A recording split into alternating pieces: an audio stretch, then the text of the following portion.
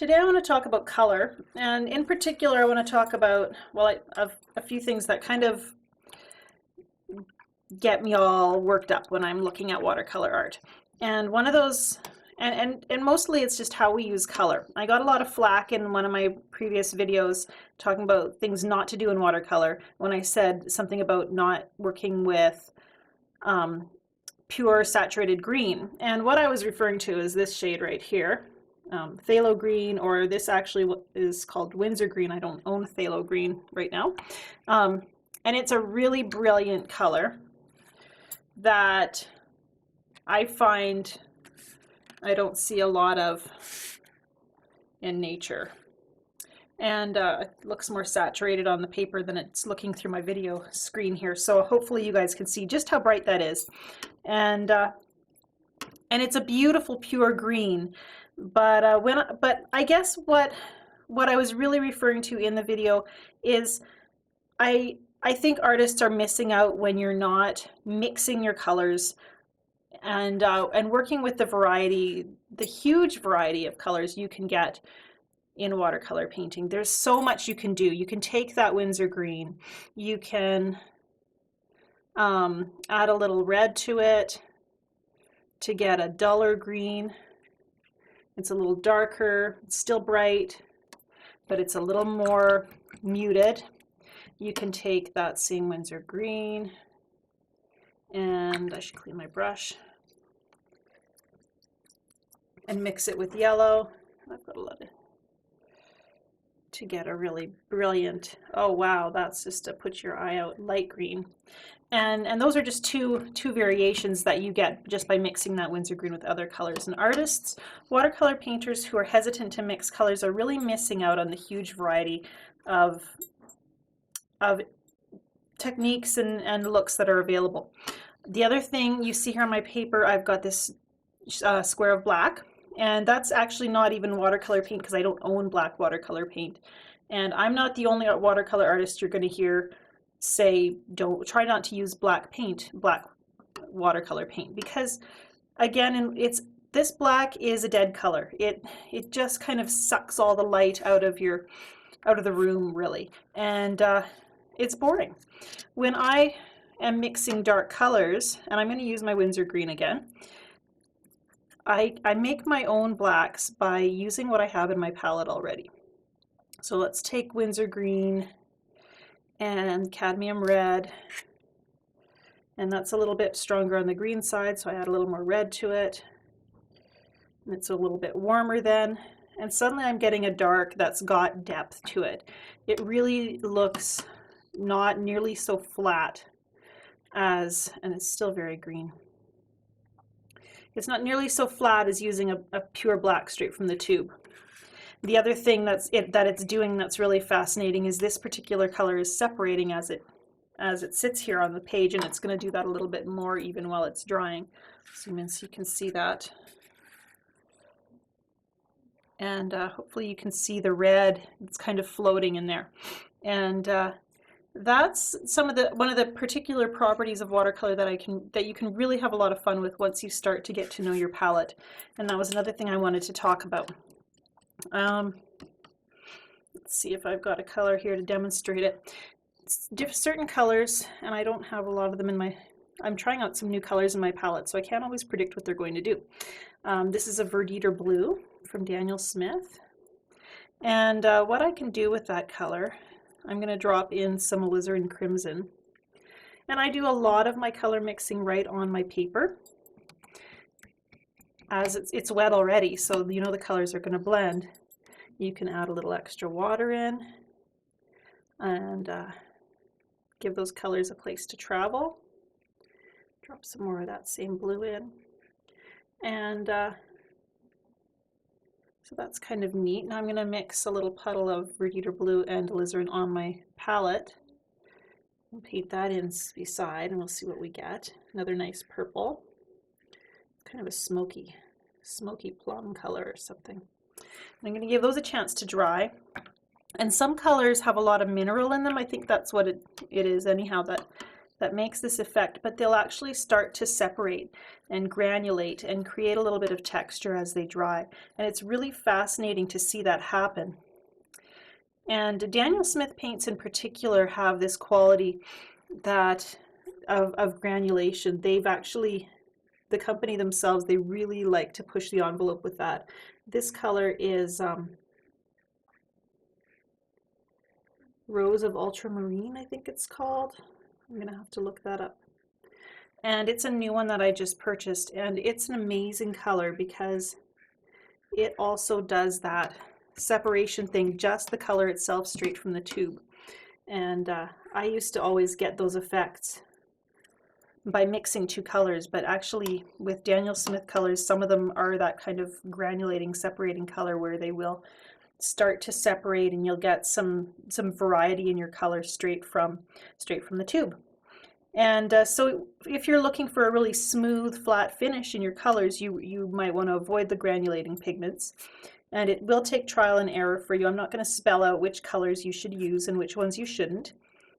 But you really want to get to know your palette. Use those colors until you know what they're going to do. And then you'll find, you know, which mixes you'll prefer. We talked about making a dark, and I'm amazed at how the Windsor green separated from that cadmium red in this black that we made. Let's try another combination of black. And this time we're going to use, let's see here, I have a Perylene green, which is a really dark green, so we want a dark shade, so we'll start with that. And again, the cadmium red. We'll see what that does. Perylene green's pretty dark. I almost suspect it might have a little bit of black in it. So there are times when I kind of cheat, I guess. And again, yeah, I'm getting a nice dark shade over here. And really a black with a lot of depth. Another color that might make a good black is, let's see here. And sometimes it's not a black you want so much, it's just a dark. So you don't need to be quite on black. Let's try a violet. And maybe my quinacridone gold. And I don't think I'm going to get a black so much as just a dark.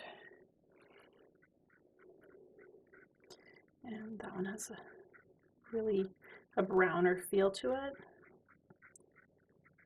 which I like as well.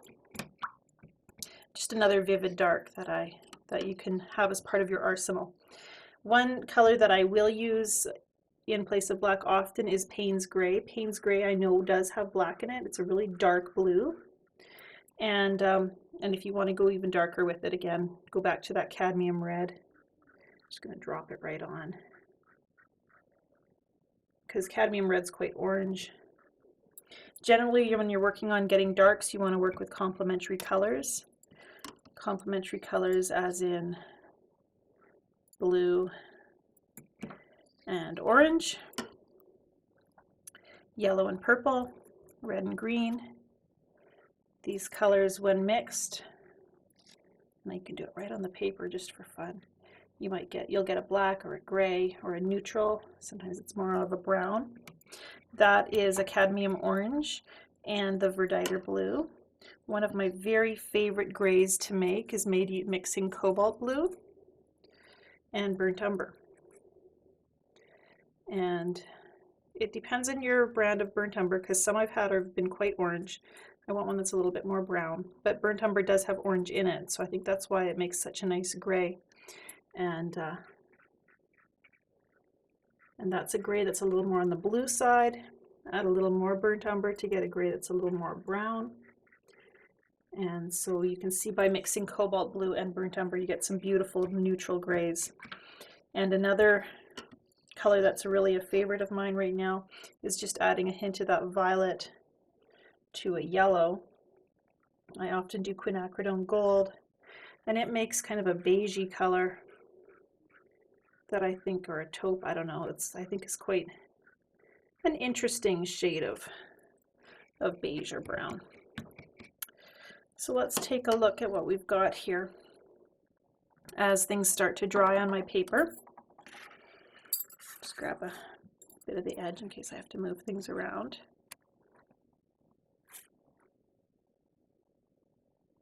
There you can see the separation of the colors in my green and red combination. And a little bit of granulation here where the blue pigment sits on the surface of the paper and the pink is kind of soaked in, so you get a little bit of a texture.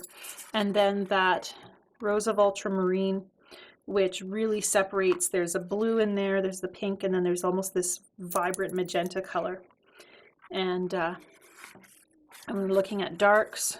Ooh, let's try to get nice and close. This is my perylene green mixed with cadmium red. And then down below it, this was my purple, my violet mixed with yellow, quinacridone gold, and then this is my Payne's gray mixed with orange. And you can see that's really a dark, it really is a black, but I would say that it's got a lot more depth and interest to it than just grabbing this dead black from over here. And then if you're mixing grays, you use those complementary colors again to get an interesting range of grays. So I guess my main thing to encourage you to work with is just to continue to use your colors and try different mixtures. If you have a basic understanding of complementary colors, which I don't know, I feel like that's something I've known all my life, that red and green are opposites on the color wheel, yellow and violet, orange and blue. If you have a basic understanding of that, you can know how to handle your colors when you're looking for neutral tones or when you want to avoid neutral tones. If you're painting a vibrant sunlit floral, for example, and you are layering colors and you mix a hint of orange into that blue, it's going to turn gray and dull. So you can really use that understanding of complementary colors to tone down your paintings or to keep them vibrant, just by knowing what to put with your color mixes. And I really encourage you just to experiment with mixing colors. One of my favorite ways to do it is just to start out, grab that color you want to use, grabbing the cobalt blue again, and then grab another color nearby. Maybe I'm grabbing violet this time, and I'm getting this lovely, interesting area that's a little bit purple, a little bit violet. And as long as my paint is wet, I can continue to add in colors. There's a little bit of alizarin crimson.